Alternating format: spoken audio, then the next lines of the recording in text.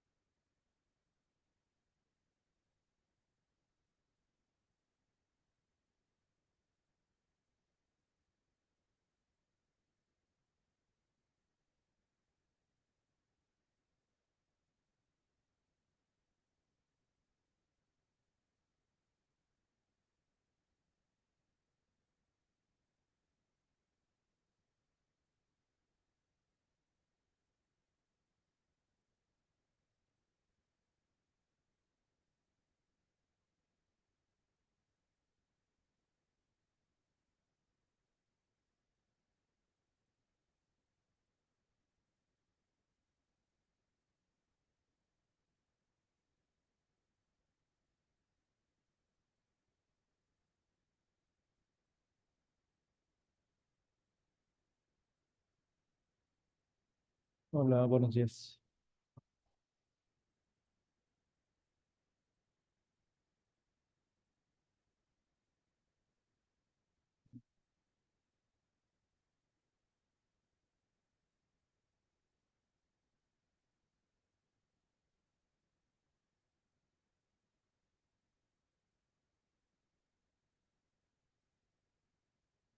Mm,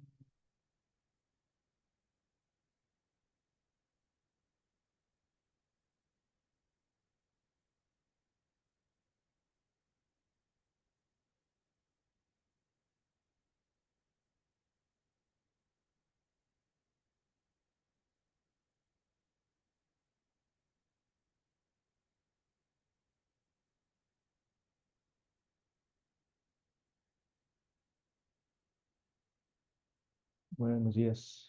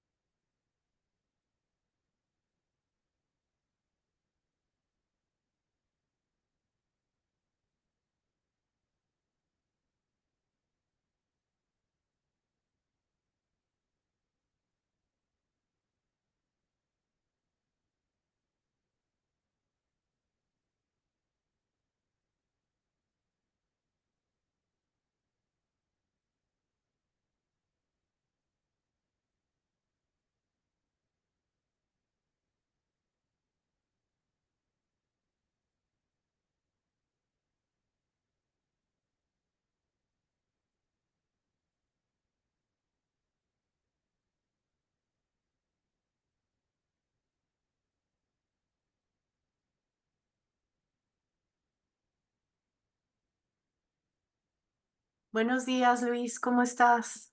Hola, Lusaid, muy bien, ¿y tú? Bien, muchas gracias. Y Bueno, aquí bien puestos. qué bueno, muy bien, bienvenido. Oye, Lusaid, aprovechando, se escucha bien el micrófono? ¿Se escucha bien? Ah, Totalmente. muy ¿Tú bien, me bueno. escuchas bien? Sí. Sí, sí, muchas gracias. Este, Oye, ¿cuántos inscritos tienes? fíjate que ahora sí que hasta que lleguemos digamos, de la lista de base que teníamos, Más los que se han ido anotando, se anotaron como setenta y tantos. Yo creo que puede ser como 100 por ahí, pero en fin, por lo pronto estamos tres nomás, o sea que quién sabe cuántos van a ser. No, Veremos, a ver. verás que sí, sí van entrando. Si no, se lo pierden, ellos se lo pierden. Sí, está muy interesante.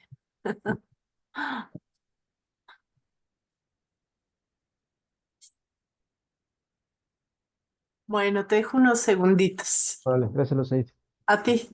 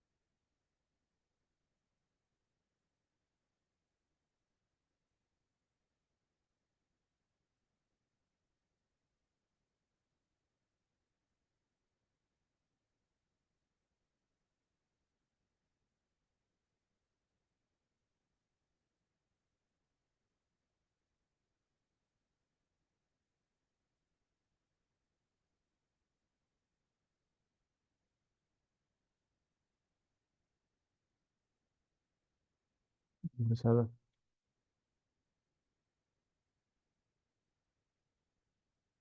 Hola, hola. Alejandro, ¿cómo estás?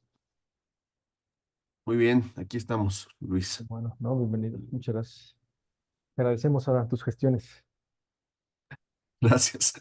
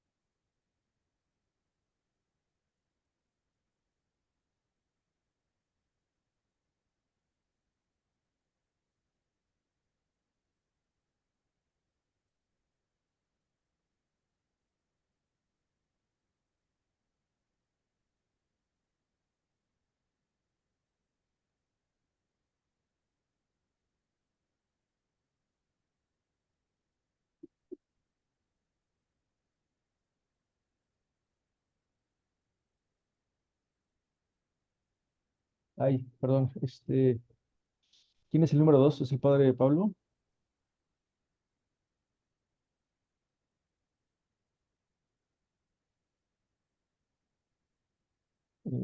Lo habilito, nada más dígame si es usted. Y con mucho gusto lo habilito. Luis, buenas tardes. Hola, padre, perdóneme, no se ve que era usted. Lo pongo No le escucho, no le ¿No me escucho. escucha nada? Eh, No, eh, no sé qué decir. Voy a quitar el micrófono. Hace ratito sí me escuchaba.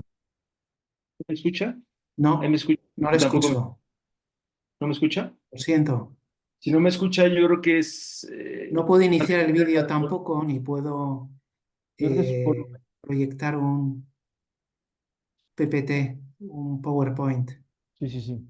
Lo hago con anfitrión ahorita. Ya Voy lo a hice ver lo del volumen. sí, con anfitrión. Ya lo hice con anfitrión. Entonces debe poder proyectar sin problema. Efectivamente, está. Es el volumen? ¿O no es volumen? Yo sigo hablando para ver si así ajusta su... Sí, es- ¿Se me escucha? creo que ya está, ¿no? ¿Se escucha ahora?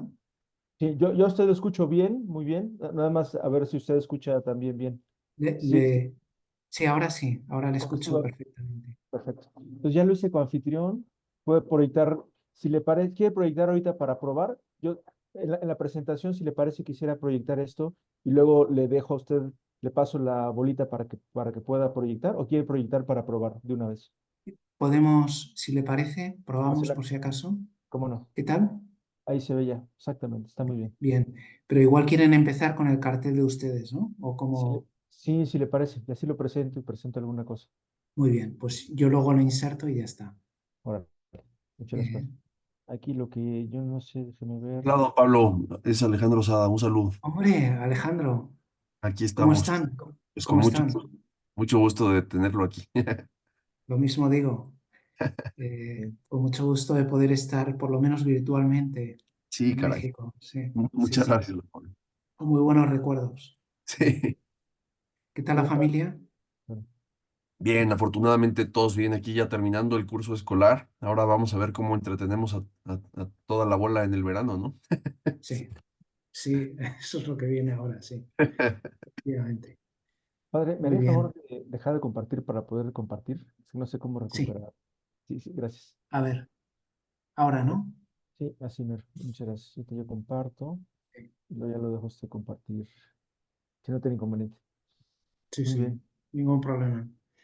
Y si le parece, pues empezamos 10 así puntualísimos, como siempre, normalito. Muy bien.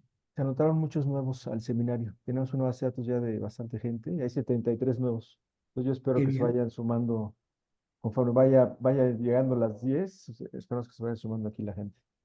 qué bien, qué bueno. Nada, a ver si estamos a la altura. Muy bien, muchas gracias. Muy agradecido.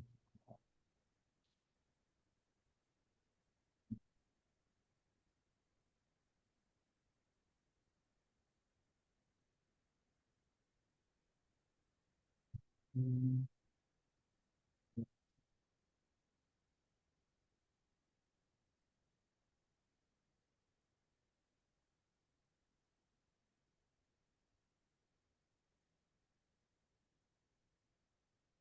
Hola, don Luis, ¿cómo está? ¿Qué pasó, Gabriel? Buenos ¿Cómo días. estás? Buenos días. Bien, gracias a Dios. ¿Tú qué tal? Bien, bien, bien, gracias. Tú se lo das al padre Pablo, ¿no? Aquí en México, Gabriel. ¿O no? No ¿No? sé, ¿No lo daste? padre Pablo, ¿qué tal? ¿Cómo está? Buenos días. Por acá Muy no. buenos días, Gabriel. ¿Cómo está? Bien, gracias a Dios. Fue un gusto verlo en el foro que acaba de pasar Sí. ahí en México, en la UP. Me dio mucho gusto saludarlo y que me firmara el libro. Ah, Sí. un honor para ¿Dónde mí. dónde se encuentra ahorita? ¿Ya está en España? Estoy en España, sí. Me encuentro ahora en Galicia. Y mañana vuelvo a Pamplona, si Ah, Dios quiere. perfecto, O sea que, sí. perfecto. Galicia, tierra de gaitas, ¿no? Tierra de Gaitas, eh, también de Santiago el Apóstol. Es, Sí. sí, estos días está aquí un poquito qué- fresco. ¿Eh? Ah, qué bueno. Sí, no, Sí, acá está haciendo mucho calor en México. así. Vaya. Pues nada, aquí Qué- estamos, quizá demasiado frescos, pero bueno, es lo que tenemos. exacto, me da gusto saludarle y vamos a poner mucha atención en su conferencia, padre. Muy bien. Estupendo, espero que pueda servir lo que pueda contar Sí, claro que sí. Muchísimas gracias. a ustedes. Bien. Si le parece, comenzamos, padre. Ahorita alguien me sugirió Alejandro Sada y tiene razón, ver la manera de que se puedan ver los videos de las gentes, las caras. Ahorita justo esa función la había deshabilitado.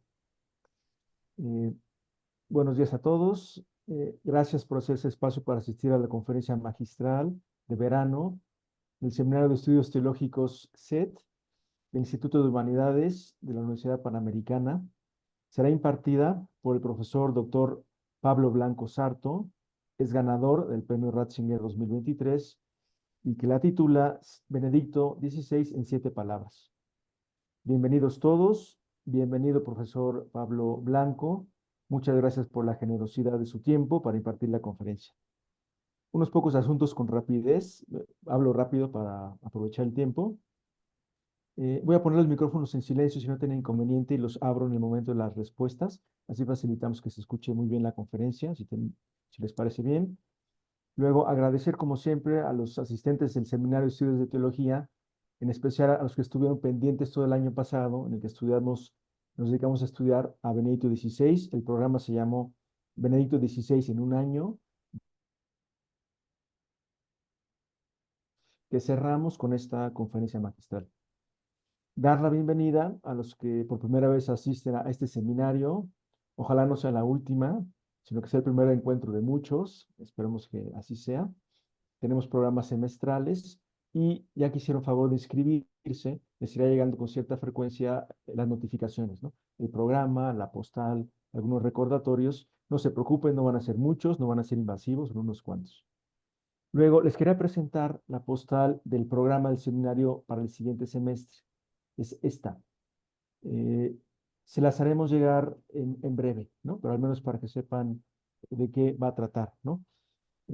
Como ven, se llama Franciscanos en México, 500 años. En esta ocasión el formato va a cambiar. Desde la pandemia habíamos sido híbrido, habíamos sido Zoom, ahora vamos a hacer el formato híbrido. En su momento les aviso el salón. También cambia un poco el formato porque decidimos que en esta ocasión sean expertos, digamos, los que expongan el tema. Enviaremos bibliografía para estudiar con antelación y estar como preparados en el tema. Y luego esta conferencia la grabaremos, si nos da permiso el profesor, para poder pasarla al menos algún resumen en el canal de YouTube de la Escuela de Filosofía. Y luego también ofrecer en el podcast Teología en la Universidad. Ya algunos de ustedes conocen, ¿no? Que es este que produce Media Lab UP, del que hemos ido poniendo algunas cosas de nuestro seminario de teología. Hago una presentación muy breve del profesor Pablo Blanco Sarto. Eh, Perdón, me estoy sumando al chat. Eh, ok, regreso. Presento al profesor Pablo Blanco. Fue ganador del premio Ratzinger 2023, es el premio más importante en teología a nivel mundial. Es doctor en teología y en filosofía por la Pontificia Universidad de la Santa Croce, doctor en teología dogmática por la Universidad de Navarra, siempre máximas calificaciones, premios y colaboración con profesores de talla internacional. Estudió filología hispánica y teología ecuménica también. Se ordenó sacerdote el 21 de septiembre de 1997. Ha sido capellán de varios colegios mayores, colaborador en distintas parroquias de Pamplona. Actualmente en la Universidad de Navarra es profesor agregado del Departamento de Teología Sistemática en las áreas de ecumenismo, teología sacramentaria y doctrina del Concilio Vaticano II. Profesor asociado del Instituto Cor Curriculum en la universidad, en la cátedra de ecumenismo también. Fue secretario del Departamento de Teología Dogmática y vocal de la revista Scriptura Theologica. Es miembro número 269 de la sección de teología de la Academia Skepsis de San Paulo, Brasil, y de la European Society for Catholic Theology. Colabora con el Institut Papst Benedict XVI, no sé cómo es en alemán, perdón, de Ratisbona, en Alemania. Desde 2012 forma parte de la comisión editora de las obras completas de Joseph Ratzinger en castellano en la Biblioteca de Autores Cristianos en la BAC. Participa en muchos grupos de estudio y evaluación, perdón que los omite en esta ocasión. Es miembro y referee de varias importantes revistas de teología en todo el mundo, también las omito, perdón. Autor de más de 15 libros, vale la pena conocer, comparar, leer, y autor de muchos artículos de teología. Yo les recomiendo visitar la página de la Universidad de Navarra y ver su currículum completo. A continuación, la conferencia magistral de verano del Seminario de Estudios Teológicos del Instituto de Humanidades de la Universidad Panamericana, titulada Benedicto XVI en 7 palabras, del profesor Pablo Blanco Santo. Muchas gracias, bienvenido. Dejo de compartir mi pantalla para que la pueda compartir. Muchas gracias. Pues muchas gracias a ustedes, muy agradecido y muy honrado de poder estar, al menos virtualmente, en México, ¿no? Donde tengo muy gratos recuerdos, ¿no? En primer lugar, quería disculparme por mi pronunciación. Ya saben ustedes que no estoy enfadado ni enojado, sino que simplemente aquí hablamos así. O sea que les pido disculpas si no hablo tan suavecito como hablan ustedes, ¿no? Bien, entonces me propongo exponer en 7 palabras lo que me parece como lo más nuclear y constitutivo del pensamiento de Benedicto XVI. Son 7 propuestas positivas y propositivas, ¿no? Esto lo he abordado en los libros que figuran ahí, primero en sede histórica, podríamos decir, con esa biografía sobre Benedicto XVI, donde también se intenta hacer una biografía de las ideas del Papa bávaro, ¿no? Del Papa alemán. Y luego también hay una recopilación de artículos con distintos temas. Es un estudio, digamos, como sectorial, viendo uno por uno los que me han parecido los temas fundamentales de su pensamiento, que a su vez aparece sintetizado en ese librito de un mapa de sus ideas, ¿no? Entonces, lo que pretendo presentarles es una síntesis de la síntesis de la síntesis en estas 7 palabras que, bueno, a mí me parecía que eran importantes para presentar su pensamiento. Bien, la primera palabra, como ustedes pueden sospechar, es amor. Si por algo es conocido el Papa Benedicto XVI, es por el escándalo de la pederastia. Ha sido el tema estrella de su pontificado, y podríamos decir que él ha querido asumir esa impopularidad. Podemos decir que él ha empezado la operación limpieza de la Iglesia, que después ha seguido el Papa Francisco, para afrontar lo que él llamaba este crimen. De hecho, dedicaba los viernes, días dedicados a la pasión, para afrontar estos terribles casos, ¿no? Y para esto me parece a mí que se podría decir que su actitud se puede resumir en la siguiente anécdota que en una ocasión me comentó una persona que era agnóstica, ¿no? Entonces, cuando en el año del sacerdocio, pues saltaron de nuevo estos terribles casos de pederastia, Benedicto XVI fue a consagrar a los sacerdotes al Inmaculado Corazón de María. Y entonces, en el vuelo del avión, hubo un periodista que le preguntó: oiga, ¿no cree usted que hay un complot, ¿no? Una campaña de desprestigio contra la Iglesia Católica? Un ataque frontal. A lo cual Benedicto XVI dijo: bueno, el mayor ataque contra la Iglesia es el pecado dentro de la Iglesia. Entonces él lo quiso afrontar, esos casos de pederastia, no solo desde el punto de vista disciplinar y jurídico, legal, sino también desde el punto de vista intelectual. Y por eso su primera encíclica es precisamente sobre el amor. La primera encíclica se tituló Dios es amor y nos explicó cómo el eros ha de ser purificado para convertirse en verdadero amor humano y cristiano, es decir, en agape. O sea, se puede poner el ejemplo que ponen los teólogos, ¿no? El amor o el corazón humano es como el oro que necesita ser purificado. ¿Qué se hace para purificar el oro? someterlo a altas temperaturas. Se mete en un crisol, se somete a altas temperaturas y entonces el calor elimina las impurezas, ¿no? Pues el barro, la tierra, las piedrecillas, y al final queda un oro de muchos quilates. Y podríamos decir que eso es lo que ocurre con el corazón humano, con el amor humano, que necesita ese proceso de purificación. Al mismo tiempo pone en conexión lo que se refiere a ambas dimensiones, el eros y el agape. Habitualmente en el mundo protestante podemos poner el ejemplo de un exégeta luterano, Nigren. Eros y agape son dos realidades incomunicables.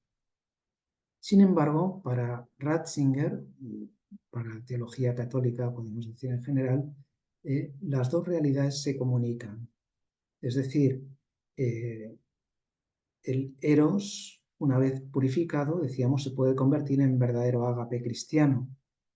Y su contrario también es cierto. O sea, también nosotros necesitamos de ese amor. El eros será definido como un amor ascendente, posesivo, y el agape necesita también de ese amor humano nuestro. O sea, un santo del siglo XX traducía el famoso Deus Caritas Est de San Juan como Dios es cariño. O sea, Dios es cariño constante y sonante, concreto, específico.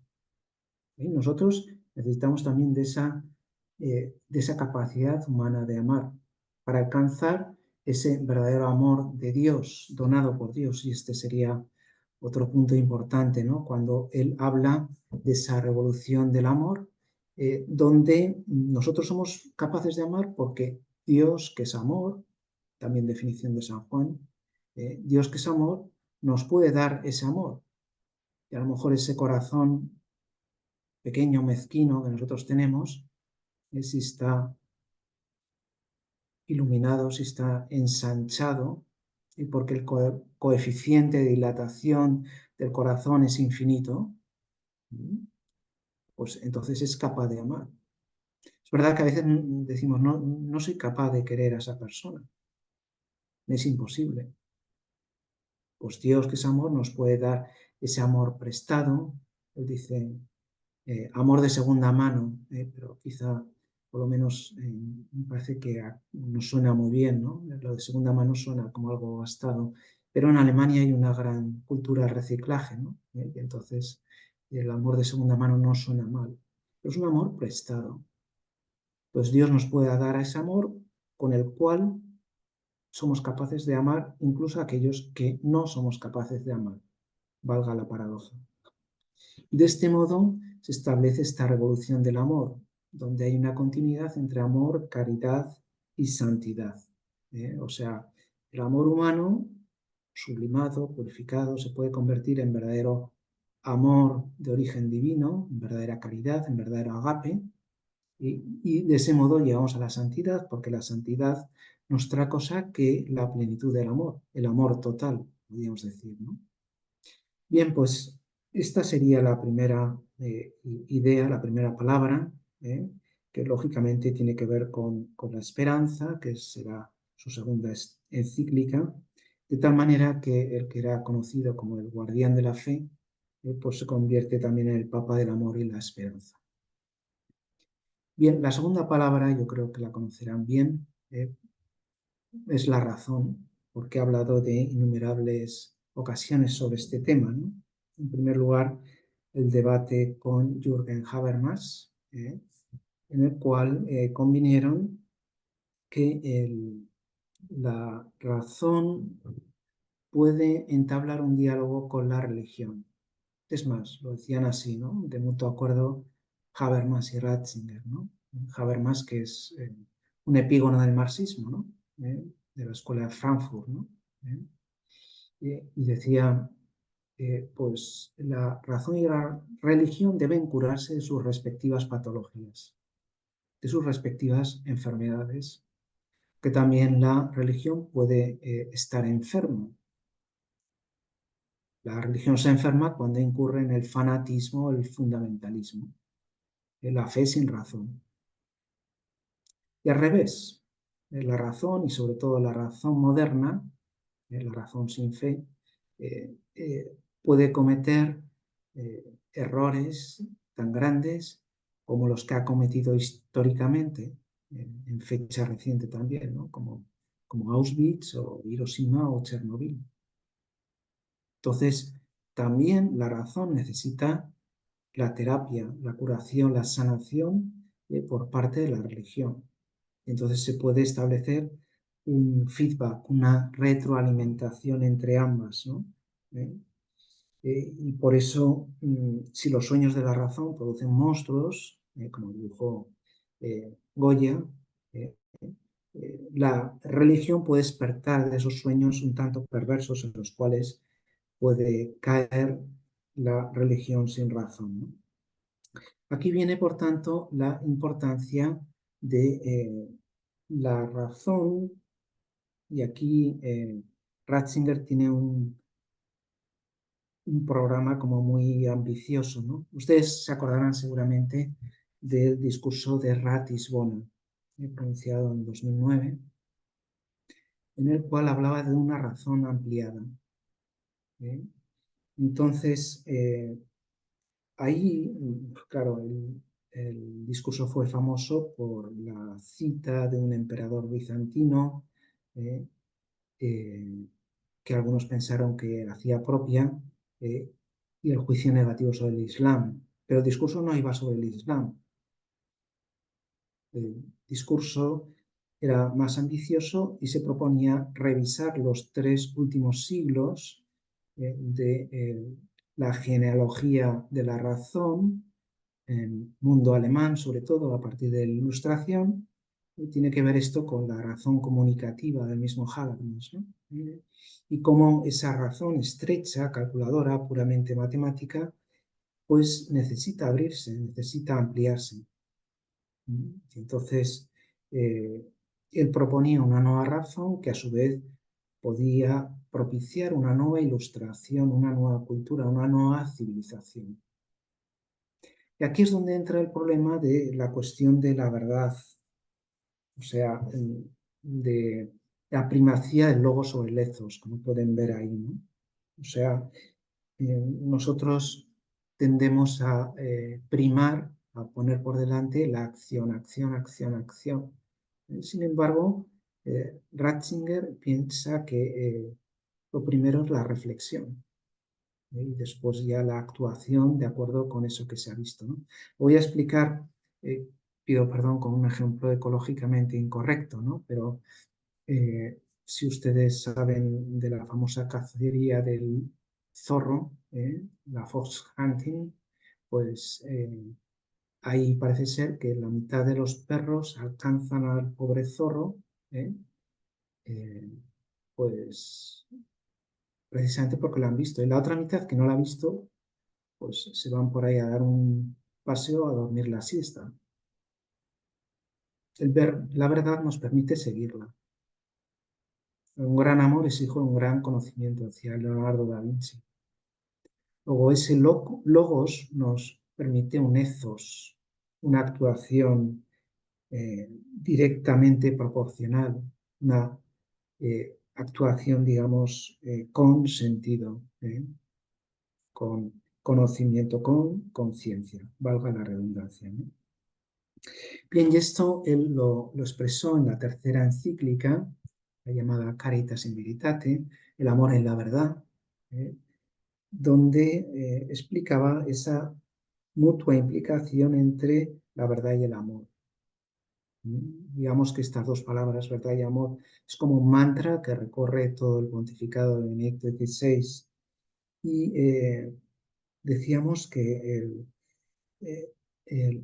el amor sin verdad puede degenerar en el sentimentalismo, en la arbitrariedad, como a veces pues, podemos constatar, ¿no? Pero también su contrario es cierto. La verdad sin amor es dura, es cruel. Y eso, por poner un ejemplo así un poco tonto, ¿no? Que nos han dicho algo que es verdad, pero nos lo han dicho quizás sin tacto, ¿no? Sin cariño, sin delicadeza, ¿no? Y entonces uno puede decir, Bueno, pues es verdad esto que me dicen, pero tal vez podían habérmelo dicho de otra manera, ¿no? Bueno, pues aquí tenemos esa mutua complementariedad entre verdad y amor, entre logos y eros, de razón y amor. Siempre son dos realidades para él íntimamente unidas. De hecho, él remite al logos con mayúscula, que es Jesucristo, y explica cómo en la antigüedad se representa de dos maneras. Primero como filósofo, como el amante, el buscador de la verdad, y después como pastor, como buen pastor. Entonces son dos dimensiones íntimamente unidas que nos permiten esa razón abierta, esa razón ampliada, que tiene más de posmoderno que de moderno. O sea, podríamos decir que Benedicto XVI es no solo el último ilustrado, podríamos decir, por la defensa que hace la razón, sino que también sería el primer posmoderno, o por lo menos un papa para la posmodernidad. Pues razón, corazón, creación, es la tercera palabra, ¿no? Esto conecta lógicamente con la ecología, con el medio ambiente, con todas estas cuestiones climáticas, las cuales estamos ahora envueltos, ¿no?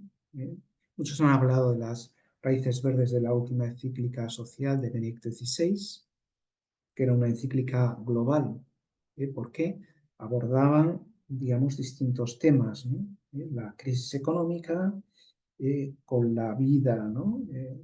La ética de los negocios y la bioética y el respeto al medio ambiente. Se decía antes, ¿no?, que Juan Pablo II era criticado cuando hablaba de ética sexual y alabado cuando hablaba de la ética social.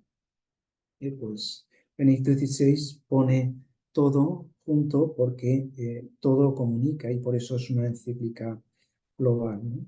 Lo explico con una anécdota que ocurrió cuando él fue a Alemania en 2011 y tuvo el discurso en el Bundestag, en el Parlamento alemán. Los grupos ecologistas pues boicotearon el acto, pero al final, por un extraño motivo, pues estuvieron ahí en el Parlamento, ¿no? Y cuando Benedicto XVI empezó su discurso, empezó poniéndolos a ellos como ejemplo. Decía, ustedes, bueno, no lo decía así directamente, ¿no?, pero los ecologistas son capaces de tener una ventana abierta a la realidad. No son como esos edificios cerrados que no tienen luz, sino que tienen un contacto con la realidad. Y digamos que esa naturaleza es un principio para, a través de una ecología exterior, llegar a una ecología interior, una ecología humana, una ecología de la persona. Porque la contaminación interior lleva a la corrupción exterior. Es algo parecido a lo que dice el catecismo, ¿no?, de que la pureza del cuerpo lleva a la pureza del corazón, quizá más difícil de conseguir, y a su vez eso lleva a una pureza de la fe. Y por lo tanto, esa interacción entre las distintas dimensiones para Ratzinger es algo definitivo. Y es también un tema, digamos, antiguo para él, ¿no? Cuando él llega a Múnich como arzobispo, hay dos temas que aborda de un modo muy especial. El primero va a ser, pues lógicamente, la Eucaristía dentro de la Iglesia, luego hablaremos de eso, ¿no?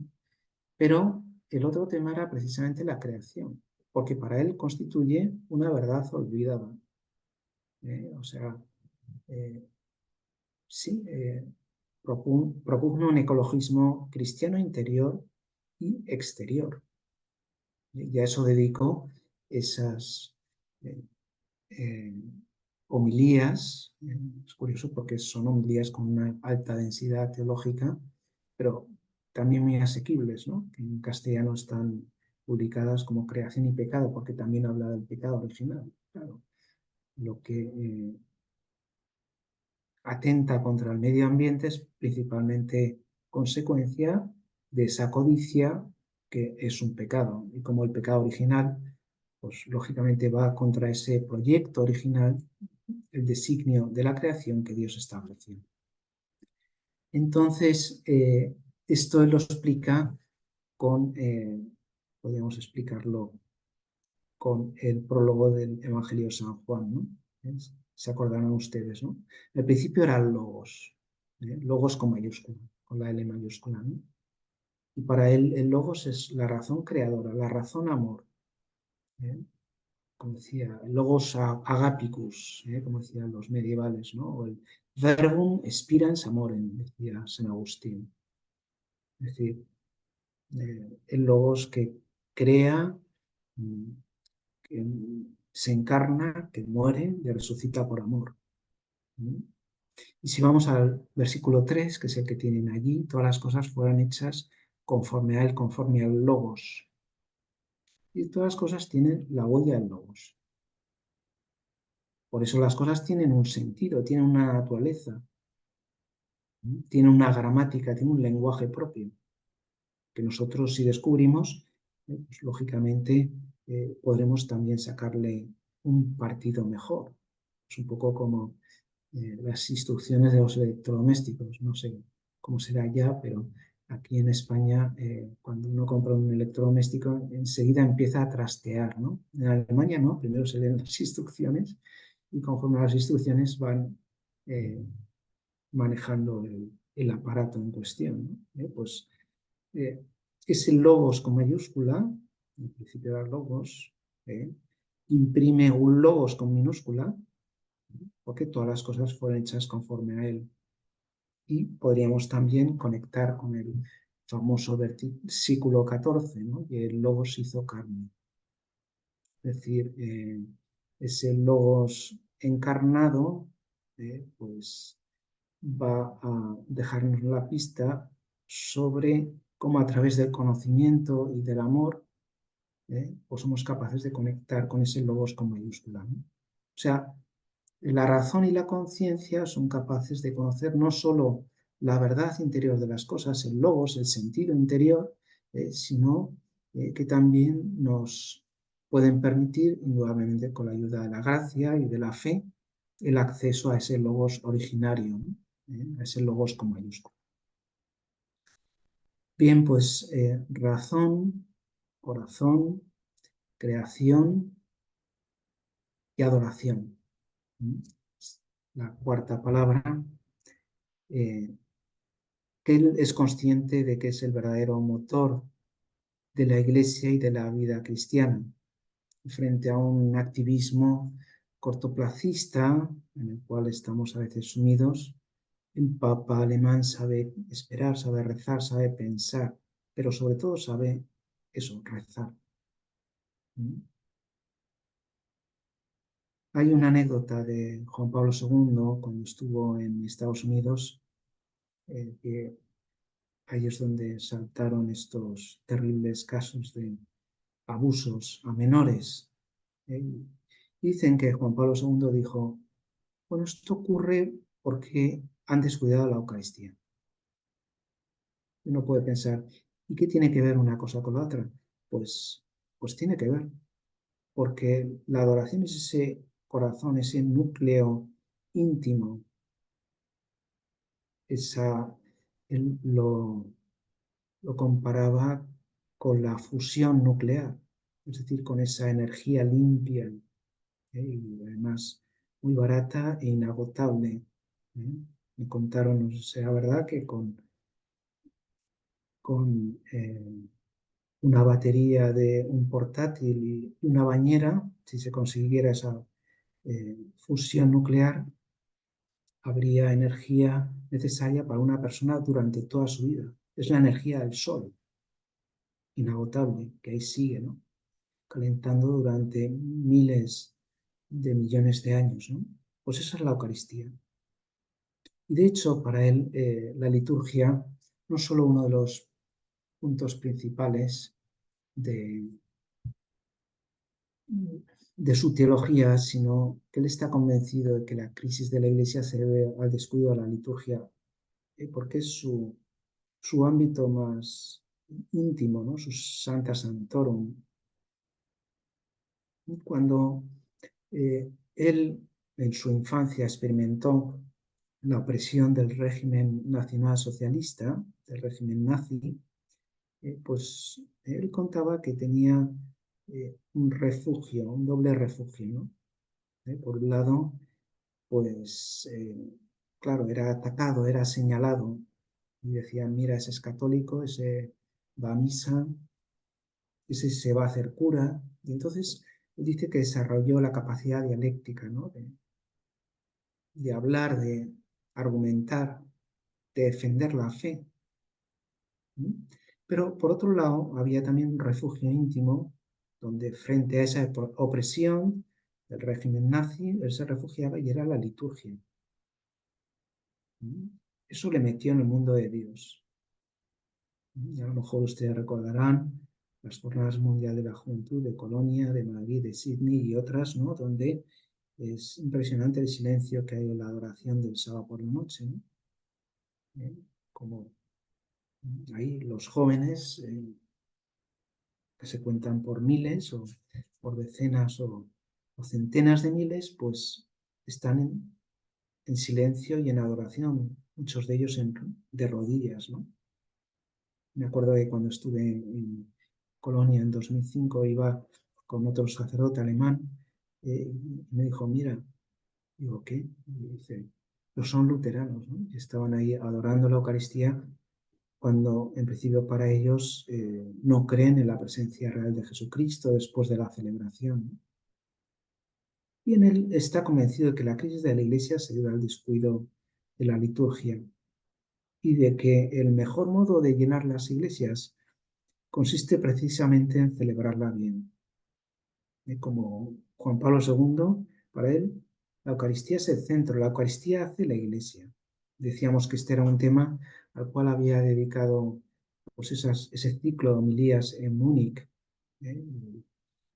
y cómo la Eucaristía no solo es fuente de la comunión, sino también fuente de la misión.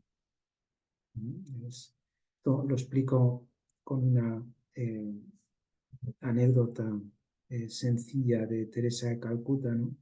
Que cuentan que en una ocasión sus monjas, ¿no? Las misionarias de la caridad, pues bueno, se ve que estaban desbordadas, superadas por las circunstancias, y entonces, pues, bueno, manifestaron su inquietud, ¿eh? Y entonces Teresa de Calcuta, con sabiduría, como se verá más adelante, pues dijo, pues lo que podemos hacer pues es suprimir la adoración con el Santísimo que tenemos por la tarde y así tenemos más tiempo. Y entonces obtuvo el efecto que ella buscaba. Entonces, el resultado final es que después de ese capítulo que tuvo lugar en Nairobi, tuvieron no solo media hora de adoración por la tarde, sino también media hora de adoración por la mañana. Y el resultado es que tuvieron más vocaciones y por tanto pudieron llegar a todo, ¿no? Esa es un poco la lógica, las matemáticas, ¿no? De que la mayor adoración no nos lleva a descuidar a los pobres, sino todo lo contrario. Los grandes santos que se han dedicado la atención a los pobres tenían una vida de oración y una vida de adoración profunda, que era lo que les daba fuerza, lo que les daba energía para dedicarse en profundidad a todas esas tareas en servicio de los pobres y los más necesitados, ¿no? O sea que esa dicotomía entre lo interior o lo exterior, o entre logos y ethos, o optar simplemente por la praxis, olvidándonos de la verdad. Acuérdense ustedes de la famosa frase de Marx, ¿no? Hasta ahora los filósofos han interpretado el mundo y ahora lo que vamos a hacer es cambiarlo. Precisamente una conciencia profunda de la verdad es lo que nos permite actuar conforme a la verdad y permitir que la misma verdad sea la que transforme el mundo, ¿no? O sea que la prioridad para Ratzinger está en la palabra respecto a la acción y de la purificación respecto a la evangelización. Es decir, él propone una reforma, un aligeramiento, una dieta, como al estar más ligeros, pues la Iglesia va a estar en condiciones de evangelizar mejor, ¿no? Bien, pues esto nos lleva a la quinta palabra, ya estamos en la quinta, yo creo que esto también mueve a la esperanza, ¿no? Y es precisamente Jesucristo, ¿no? Vemos el final del túnel, ¿no? Jesucristo al centro. A pesar de las múltiples obligaciones que tenía en su ministerio, Benedicto XVI no renunció a su proyecto personal de escribir Jesús de Nazaret, el libro en tres entregas que nos dejó, ¿no? Esa reflexión cristológica, ¿no? Esa meditación sobre la persona de Jesucristo. No podía decir, bueno, es que no tenía nada que hacer, pues tenía bastante que hacer. Pero él consideraba que lo central, lo nuclear de su misión es precisamente hablar sobre Jesucristo. Y cada los martes o los miércoles, por la tarde, a contemplar la figura de Cristo.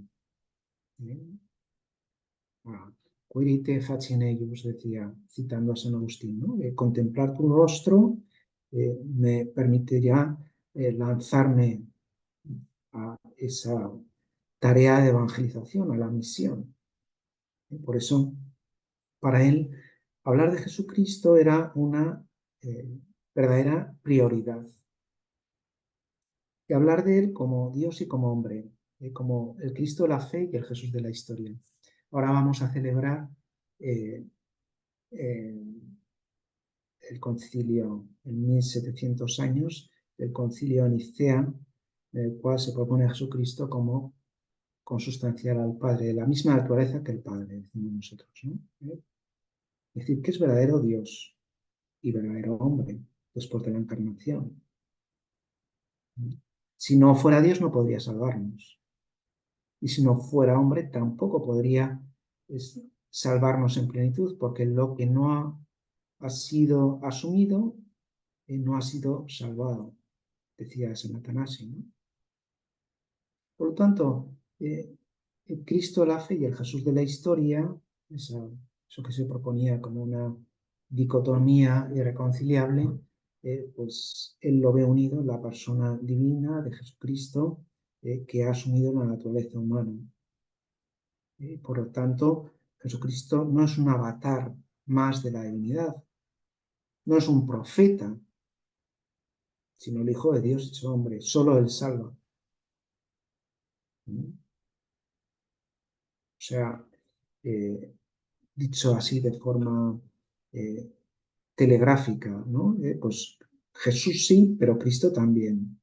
Como saben, Jesús se refiere a la naturaleza humana, Jesús como hombre, y Cristo a esa persona divina que ha asumido la naturaleza humana, es decir, a Jesucristo como Dios. Cuando nosotros ponemos juntas esas dos palabras, Jesucristo, estamos diciendo Jesús, hombre, Cristo, ungido del Padre y por lo tanto Dios. Bien, pues recordar la centralidad de Jesucristo no es una ocupación más, sino la misión principal de la Iglesia, dirá Ratzinger, ¿no?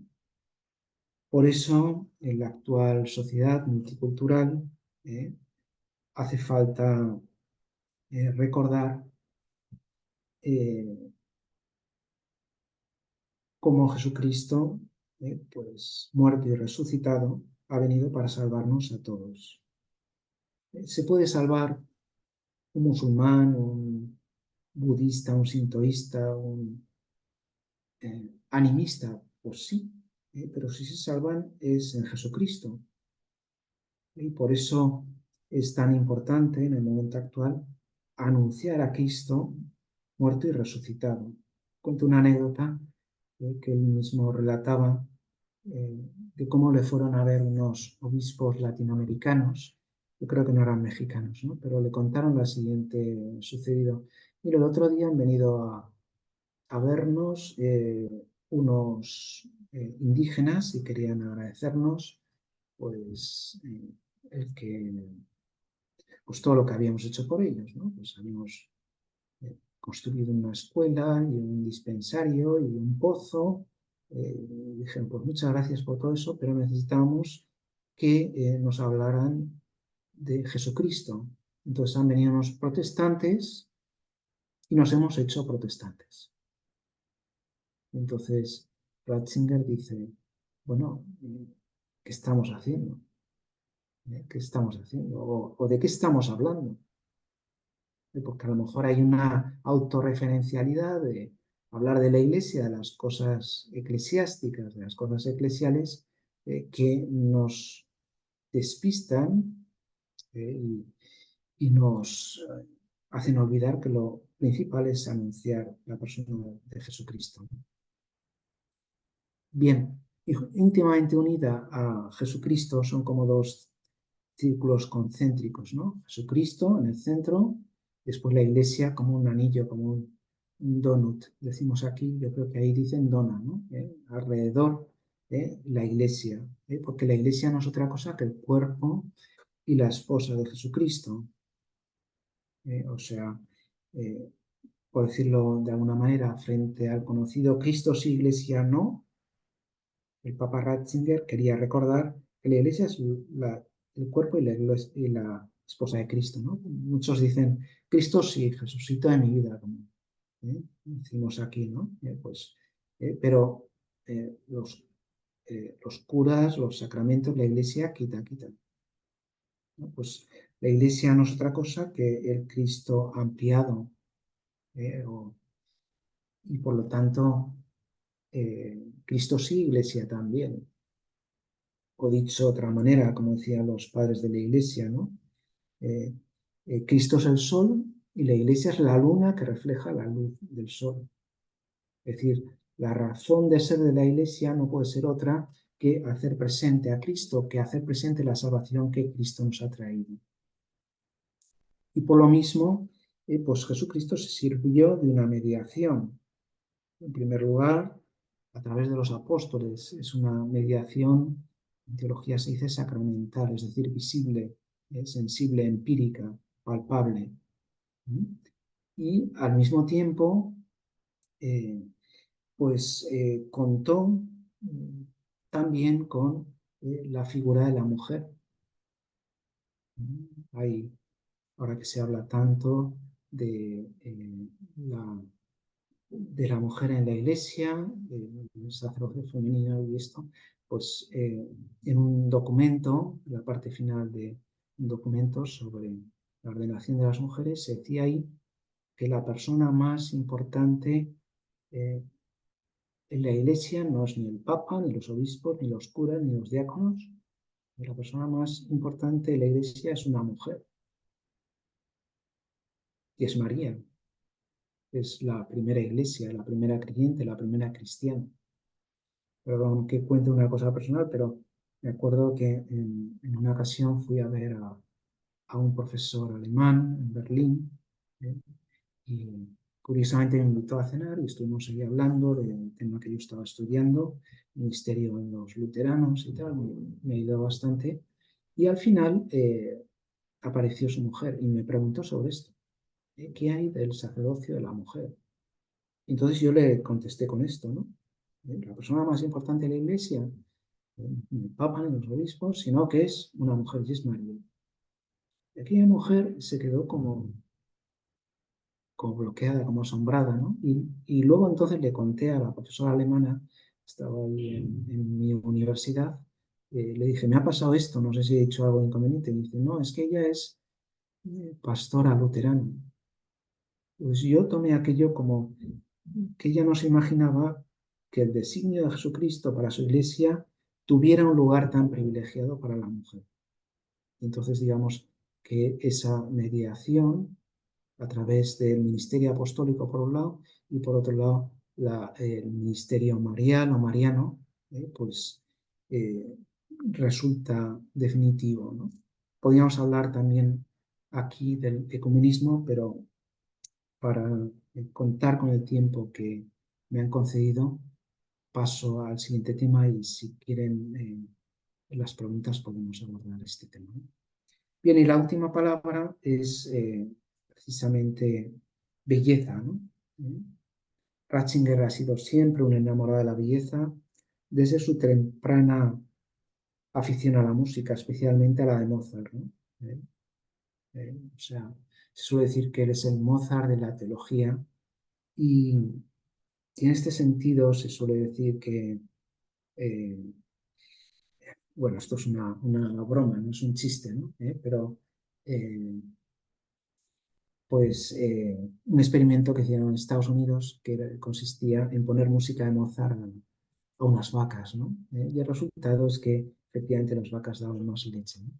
Yo creo que la teología de Ratzinger tiene esta música de fondo. O sea, no es tan complicado como otros autores, sino que es posible entenderlo con cierta facilidad, pero también incluso tiene la calidad poética en el estilo, ¿no?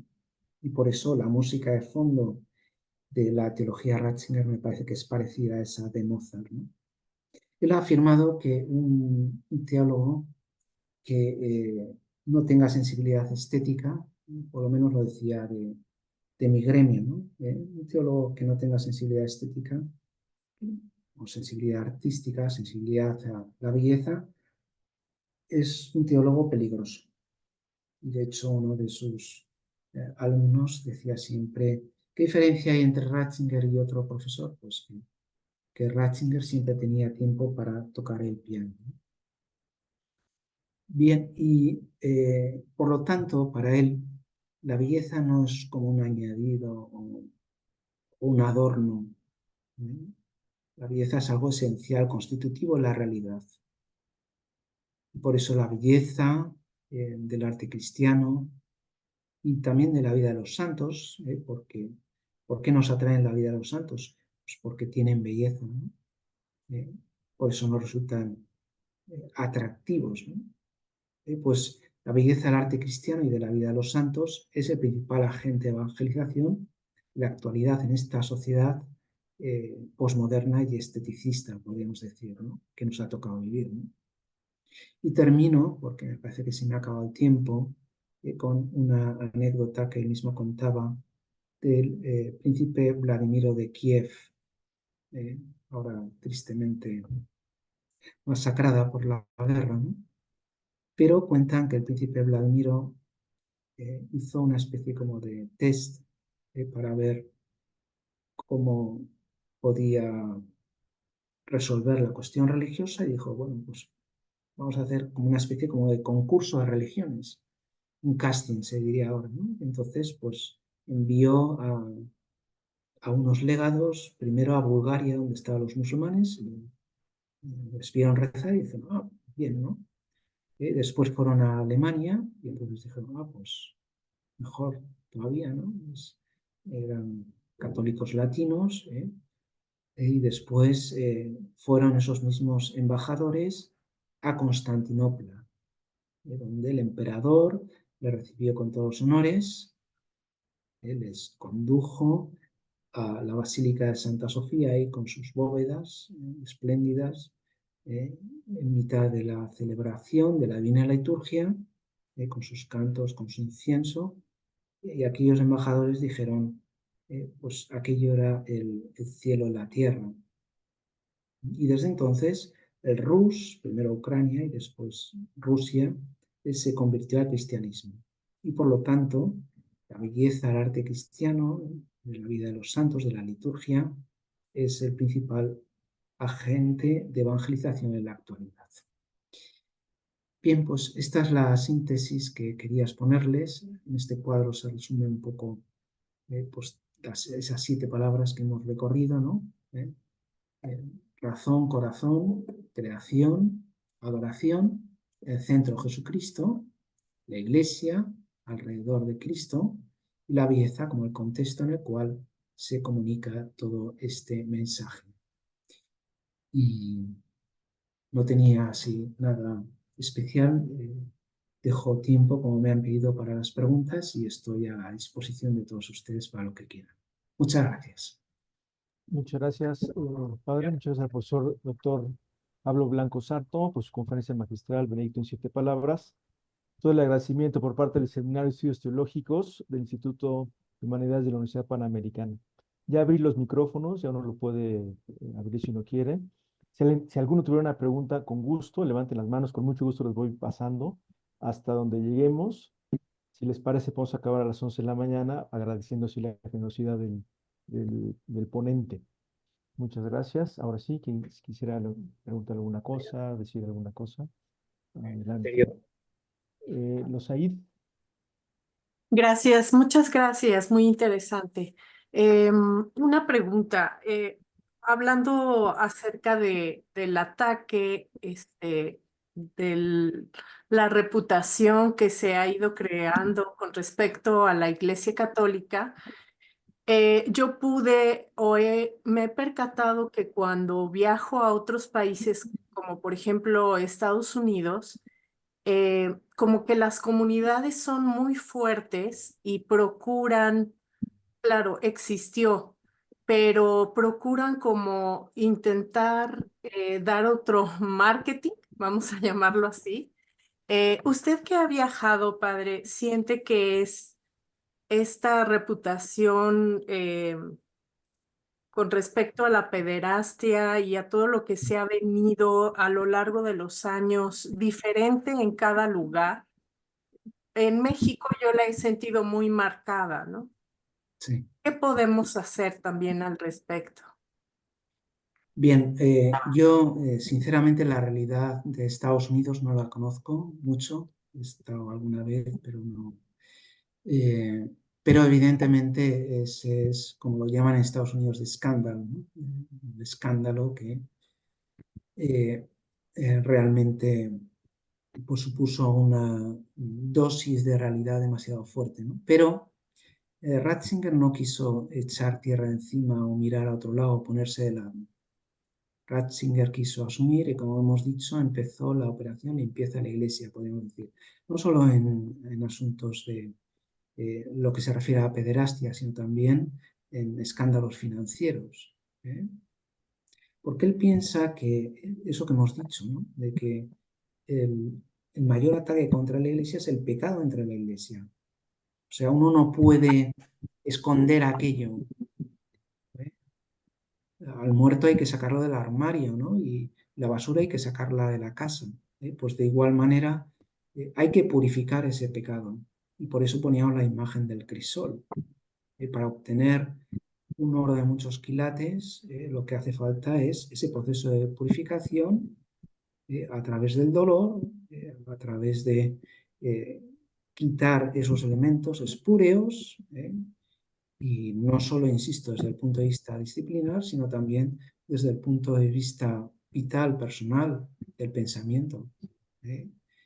Y por lo tanto, ese programa de purificación, que es el programa en el fondo del Concilio Vaticano II, cuando dice Ecclesia semper purificanda, bueno, dice, frente al lema protestante Ecclesia semper reformanda, el Vaticano II dice Ecclesia semper purificanda. Es decir, la Iglesia es como una gran central de purificación, una depuradora de todos esos pecados. Y el sustituir esos pecados por la gracia divina es lo que nos dará mayor credibilidad y lo que nos lanzará una tarea de evangelización. Yo creo que esa es la lógica que tenía Benedicto XVI y por lo que yo entiendo el Papa Francisco lo ve del mismo modo, ¿no?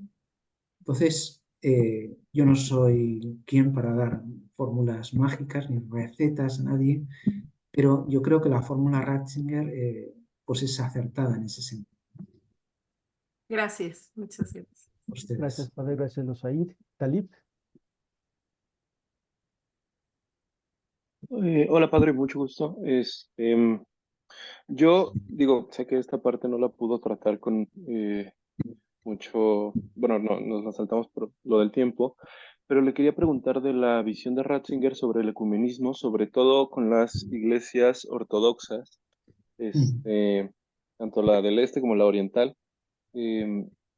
¿Cuál es, digamos, su visión, sobre todo por esto de que, digamos, se quitó el título de Patriarca de Occidente, que ahorita el Papa Francisco acaba de recuperar. Y y también quería preguntarle respecto de eso, si justo en este viaje que mencionó al final hacia Constantinopla por parte de unos embajadores que veían las bóvedas, el arte, los cantos, si justo era esa una celebración católica bizantina o una celebración ortodoxa, que digo, en ambos casos es la misa de San Juan Crisóstomo, pero no sé si pudiéramos como también Bien.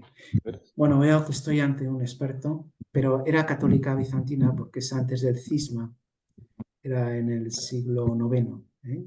Entonces todavía no había tenido lugar el cisma de Oriente, ¿no? La separación de las iglesias bizantinas de la iglesia de Roma, ¿no? Entonces, respecto a los ortodoxos, tiene la misma visión que nos ofrece el Vaticano II cuando las define como verdaderas iglesias, incluso como iglesias hermanas, es decir, las diócesis o eparquías de los ortodoxos son iglesias hermanas de nuestras diócesis. Es verdad que le falta el elemento de comunión con Roma, con el sucesor de Pedro, con el obispo de Roma. Y de hecho, el documento recientemente emanado sobre el primado petrino va en esta misma línea. Es una línea continua que va desde, por supuesto, los papas anteriores, pero Juan Pablo II, en la Autunum Sint, en el año 96, pues propuso revisar el modo de ejercicio del primado tal como se hizo en los primeros 1000 años de la historia de la Iglesia. Es decir, cuando todos los cristianos estábamos unidos. No se había dado ni el cisma de Oriente ni la crisis protestante, ¿no? Entonces, este documento pues va lógicamente en la misma línea y durante el pontificado de Benedicto XVI se abordó en el documento de Ravenna del año 2007, ¿no? Donde se proponía esta misma fórmula, ¿no? De revisar el primado tal como fue en los primeros 1000 años, ¿no? En este sentido, yo tuve una experiencia personal cuando estuve en Múnich, pude saludar a Wolfgang Pannenberg y me dijo, yo estoy muy enfadado con Benedicto XVI. Y dije, bueno, con Ratzinger me dijo. Wolfgang Pannenberg era, digamos, como el referente en el mundo luterano teológico que quería dialogar con Ratzinger, ¿no? Y entonces Ratzinger se fue a Roma y él le dejó ahí solo, digamos, ¿no? Pero no estaba enfadado con esto, sino porque me dijo, ha ido ahora a Turquía, estuvo precisamente en Constantinopla, y, y se ha hecho la foto con el patriarca de Constantinopla, Bartolomé I. Y ha venido aquí a Alemania y no se ha hecho la foto con ningún obispo luterano alemán. Entonces yo le dije, ¿y con qué obispo luterano alemán se tenía que haber hecho la foto? Entonces me dijo, bueno, creo que tiene razón. Creo que es una anécdota expresiva de cómo el diálogo con los ortodoxos pues está, digamos, a otro nivel que con las comunidades protestantes o las comuniones protestantes, ¿no? Y en este sentido, tenemos que recordar que el problema con los ortodoxos no es solo un problema de la Iglesia Católica con las iglesias ortodoxas, sino que no se puede hablar de una iglesia ortodoxa. El sínodo pan-ortodoxo, celebrado en 2017, pues contó con algunas bajas, entre las cuales estaba el patriarcado de Moscú y el de Georgia, y esa crisis se ha acentuado con la guerra de Ucrania, ¿no? Entonces, bueno, es, digamos, una situación bastante complicada, que, en fin, yo no me atrevo a hacer de profeta, porque no soy profeta ni hijo de profetas, pero sí que creo que merece la pena que, bueno, pues recemos también por esa unidad de los cristianos que está en el deseo de Jesucristo y, por supuesto, de los últimos papas, ¿no? Sí. Muchas gracias, Talía, muchas Muchas gracias, gracias. padre. Me disculpo con Gabriel, con María del Consuelo y con Giovanna, caray. Si les parece, terminamos a tiempo. Muchas gracias al profesor doctor Pablo Blanco, le agradecemos mucho su conferencia, su disponibilidad, su generosidad, gracias de verdad. Gracias a todos, seguimos en contacto, si les parece, para los siguientes eventos del seminario. Y pues nada, muchas gracias, buenos días, gracias a todos, hasta luego. Gracias. Hasta luego. Muchas gracias, padre. A ustedes. Gracias. Muchas Hasta luego. gracias. Gracias a Muchas ustedes. gracias. Gracias, Hasta gracias. Buen día a luego. todos. Gracias. Gracias, hasta luego. Gracias, padre. A ustedes. A ustedes. Saludos.